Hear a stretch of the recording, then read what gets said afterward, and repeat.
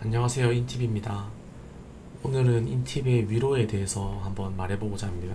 위로를 해주는 경우와 받는 경우를 생각해보고 얘기해보고자 합니다. 인팁에게 위로란 해주는 경우죠, 위로를. 위로가 필요한 상황이다. 혼자서 해결하거나 감당하지 못할 문제나 고민이 생겼다. 일단 인팁에게 상담이나 위로를 요청하면은 인팁은 이렇게 생각합니다. 예를 들어서 나 요즘 많이 우울해 이런 식으로 말하면 많이 힘들겠다 라는 말이 안 나오고 왜 우울해? 라고 말합니다. 왜가 항상 따라 붙죠, 인팁은. 그런데 인팁이 이 왜라고 물어보는 것 자체가 되게 호감인 사람한테만 가능합니다. 호감이 없거나 별 관심 없는 사람이 그런 말하면 속으로 어쩌라고 하면서 아 그래? 이 정도로 끝납니다. 그런데 왜라는 말이 나왔다? 굉장히 관심이 있는 경우입니다. 관심이 있는 사람이니까 좋아하는 사람이니까 해결해주고 싶은 거죠. 이유를 찾고 원인을 찾고 내가 잘하는 거 내가 항상 그렇게 생각하는 방식으로 안 그럼 에너지를 안 씁니다. 남에게. 두 번째는 얘기를 듣고 정보들을 객관화시키고 정리해 본다. 제가 왜라고 물었을 때 얘기를 해주겠죠. 어떤 일 때문에 힘들고 뭐 우울하고 어떤 일이 있었고 누구 때문에 힘들고 그런 식으로 막 이런저런 얘기를 하면은 인팁은 또 편을 들어주는 경우는 없는 것 같아요. 그거를 객관적으로 네가 문제네라고 말할 수도 있습니다. 객관적으로 들어보고 그거는 네가 상황이 문제가 아니라 그 사람이 문제가 아니라 그 사람이 너한테 잘못한 게 아니라 그런 일이 일어나서 그런 게 아니라 그냥 너가 문제인 것 같은데 이런 식으로 얘기를 하는 경우가 많은 것 같고 정말 좋아하는 사람이면 하는 척은 하는 것 같습니다. 공감하는 척 아니면 그래도 관심 있는 정도고 좀 애정이 있는 사람이면 대부분 이렇게 하는 것 같습니다. 그리고 정말 좋아하는 상대방이라도 공감은 잘 못합니다. 세 번째, 많은 경우의 수를 생각하며 대충 적합하다고 생각한 일들, 해결책을 찾고 던져본다. 이게 정답은 아닐지도. 이게 무슨 말이냐면 정보들을 들었을 때 해결 방안을 찾을 때 경우의 수를 생각합니다. 인팁이 잘하는 거죠. 생각 가지치기, 마인드맵. 엄청 굴려보고 그 중에 적합하다고 생각한 거를 하나 말해보는데 내 말이 정답이야 이런 식으로 말하는 건 아니에요. 나는 이거 같은데 이게 맞지 않을까? 이게 문제 해결책이 아닐까? 이런 식으로 하는 말인지 거의 상대방에게 이게 정답이니까 이렇게 해라는 방식은 인팁은 그렇게는 하지 않습니다. 다음으로 상대와의 친밀도나 내 컨디션에 따라서 집중도가 정해진다. 인팁은 보통 사람에게 관심도 없고 남한테도 관심이 없죠. 상대방이 친한 사람이라도 내 컨디션이 만약에 안 좋다 그러면 그냥 대충 넘깁니다. 상대방이 친할수록 내 컨디션이 좋을수록 적극적으로 대야겠죠. 그게 아닌 이상은 하다못해 정말 좋아하는 여자친구라도 내가 피곤하다 그러면은 미안하다 내가 피곤해서 이런 식으로 그냥 말을 하고 의사표시를 합니다. 엄청 서운하죠 상대방은. 하지만 인팁은 개인주의라고 생각합니다. 개인적으로 이기주의는 아닌 것 같고 상당히 개인주의적인 성향이 강해서 일단 제가 먼저고 그 다음 상대방이라 배려도 내가 먼저고 그 다음 상대방. 사실 이 위로라는 게 배려죠. 어떻게 보면 보통 안 좋은 일을 저한테 얘기하는 거잖아요. 그래서 별로 듣고 싶진 않지만 그래도 좋아하는 사람한테는 다 들어주고 같이 고민해보고 합니다. 하지만 제가 너무 피곤하거나 컨디션이 안 좋으면 그것도 안 합니다. 다음은 공감을 원하는 위로는 하기 힘들다. 하더라도 영혼 없는 경우가 많다. 대부분 이런 게 감정적인 위로죠. 나 짜증나, 피곤해 이런 말 들으면 어쩌라고 이렇게 생각이 됩니다.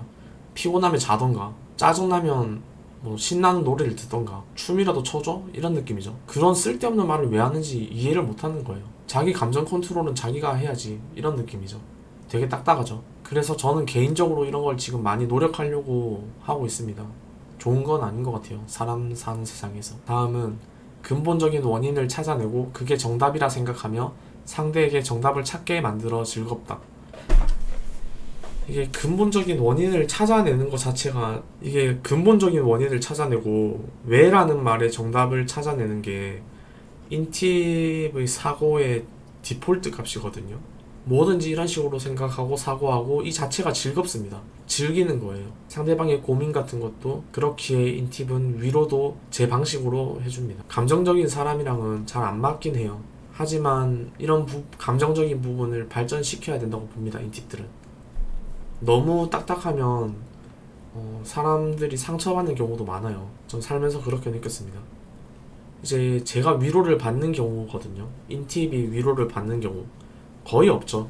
왜냐면 인팁 같은 경우는 우울하거나 안 좋은 일 있으면 내 스스로 풀어야 된다. 남한테 하는 게 민폐라고 생각합니다, 애초에. 남한테 내 이 안 좋은 감정, 나쁜 감정, 지하실로 다른 사람까지 끌고 갈 필요가 있나? 이렇게 생각하기 때문에 애초에 고민 상담이나 이런 것도 거의 안 하죠. 인팁이 상담하는 거는 부정적인 감정에선 상담을 안 해요. 좋은, 긍정적인 거는 상담을 해도 부정적인 거는 상담을 안 하는 것 같아요. 제가 생각했을 때 잘 모르겠다. 이런 거는 질문이죠, 그러니까. 위로를 구하는 경우보다. 저는 심지어 연애하다가 깨져도 한 번도 친구들한테 술 사달라 한 적도 없어요. 정말 힘들어도 혼자 그냥 다 해결했습니다. 얘기는 했죠.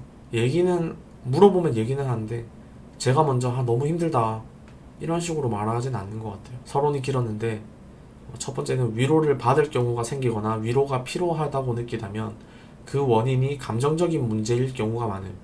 인간관계 등의 인팁이 취약한 부분에서 오는 문제. 제가 서론에 말했죠. 위로를 거의 받을 생각조차 안 하는데 정말 위로가 필요하다.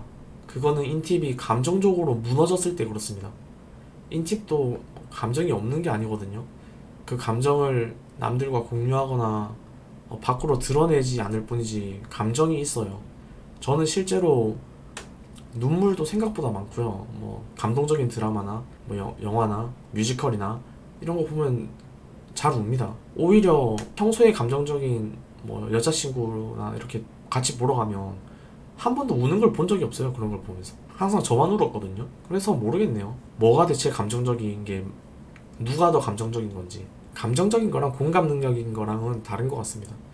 아무튼 감수성은 뛰어나요. 제가 봤을 때 제 경험상 감수성은 뛰어난 것 같습니다. 인팁은. 그렇기에 인팁이 누구한테 위로를 받고 싶어 한다, 대부분 저런 엄청 감정적인 문제인 경우가 많을 거예요.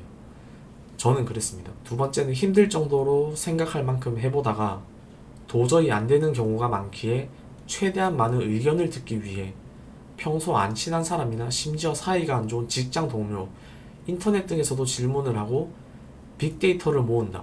이거는 케이스가 어떤, 예를 들면 정말 좋아하는 여자친구랑 싸웠어요. 너무 안 맞는 부분이 있어서. 이런 경우에 인팁은 자기가 생각을 해봅니다. 여자친구가 바뀔 수 있나? 내가 바뀔 수 있나? 다 아니라면 내가 참고 살 수 있나? 계속 관계 지속이 되나? 도저히 상대방의 행동이나 말이 이해가 안 되고 뭐 라이프라든지 소비라든지 생각이 너무 안 맞고 이러면은 제 스스로 정말 힘들 때까지 생각해보다가 도저히 안 될 경우에는 이제는 빅데이터를 모읍니다.